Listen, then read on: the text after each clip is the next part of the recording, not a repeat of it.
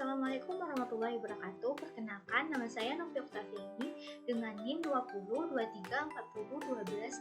Saya berasal dari Prodi Perpustakaan dan Ilmu Informasi, Fakultas Bahasa dan Seni, Universitas Negeri Padang. Pada video kali ini, saya akan membahas tentang sistem informasi perpustakaan.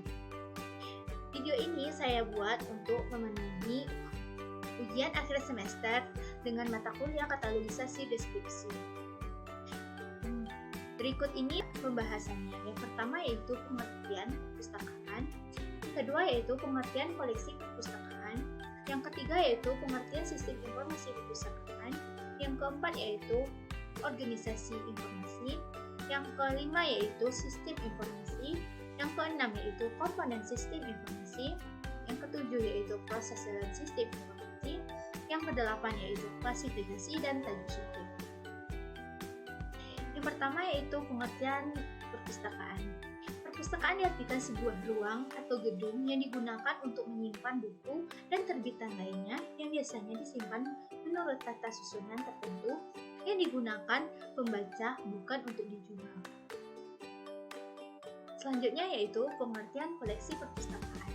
Menurut Darmono, koleksi adalah sekumpulan rekaman informasi dalam berbagai bentuk tercetak, seperti buku, majalah, surat kabar, dan bentuk tidak tercetak seperti bentuk mikro, bahan audiovisual, data. Selanjutnya yaitu pengertian sistem informasi perpustakaan. Sistem informasi perpustakaan adalah proses pengolahan perpustakaan dengan menggunakan bantuan teknologi informasi. Dengan bantuan ini, maka berbagai pekerjaan manual dapat dipercepat dan diefisienkan.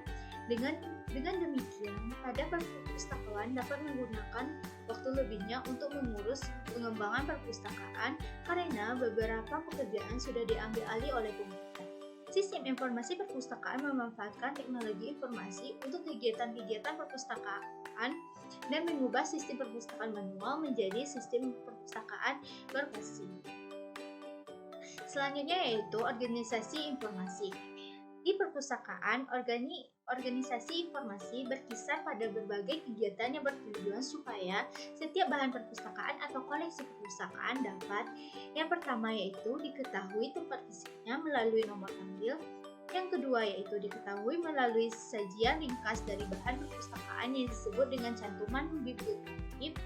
Fungsi organisasi informasi yaitu untuk membuat suatu dokumen dapat dikenali, dipilih, dan diketahui lokasinya secara efisien pada saat diperlukan. Selanjutnya yaitu sistem informasi. Pada gambar di samping dapat dilihat kerangka dasar sistem informasi. Selanjutnya yaitu komponen sistem informasi. Yang pertama yaitu bahan perpustakaan. Bahan perpustakaan adalah media informasi rekaman baik cetak maupun non-cetak yang disimpan di perpustakaan. Yang kedua yaitu susunan koleksi. Susunan koleksi ada dua cara yang dapat dipilih untuk menyusun koleksi perpustakaan, yaitu penempatan relatif atau subjek, yang kedua yaitu penempatan tetap atau penempatan dengan salah satu ciri bahan perpustakaan atau kecuali subjek. Yang ketiga yaitu katalog. Katalog adalah sajian ringkas koleksi perpustakaan atau sebagai ingatan. Bentuknya berupa kartu, buku maupun yang terbacakan mesin, yaitu OPEC. Yang keempat yaitu pengguna atau pemustaka. Pengguna adalah pengguna perpustakaan yang akan memanfaatkan koleksi perpustakaan. Selanjutnya yaitu proses dalam sistem informasi. Yang pertama yaitu pengindeksan atau pengatalogan. Pengindeksan adalah meliputi semua proses yang berkaitan dengan masukan pada sistem tersebut, seperti analisis subjek, klasifikasi, dan pembuatan katalog. Yang kedua yaitu temu balik informasi.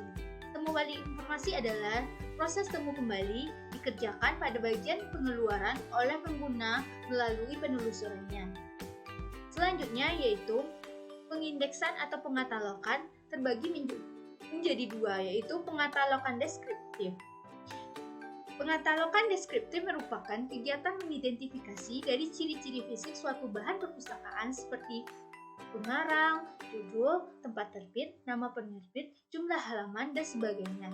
Hasil identifikasi tersebut disebut dengan deskripsi bibliografi.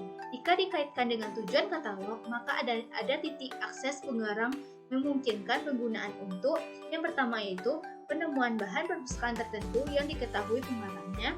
Yang kedua yaitu mengetahui karya-karya dari pengarang tertentu yang terdapat dalam koleksi perpustakaan.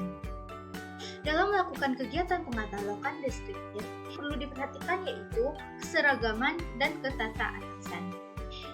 AACR adalah pedoman pengatalogan yang standar digunakan secara internasional untuk kegiatan pengatalogan deskriptif. Yang kedua yaitu pengindeksan subjek. Pengindeksan subjek adalah suatu kegiatan yang mengelompokkan suatu benda yang memiliki ciri-ciri yang sama. Pengindeksan subjek ini sering disebut juga dengan klasifikasi. Ada dua tahap kegiatan pengindeksan subjek. Yang pertama yaitu analisis subjek, yang kedua yaitu deskripsi indeks, yang merupakan sajian ringkas dari kandungan isi bahan perpustakaan dan berfungsi sebagai titik akses subjek. Titik akses subjek dalam katalog dan susunan koleksi bertujuan untuk yang pertama yaitu menunjukkan subjek tertentu yang ada dalam koleksi perpustakaan.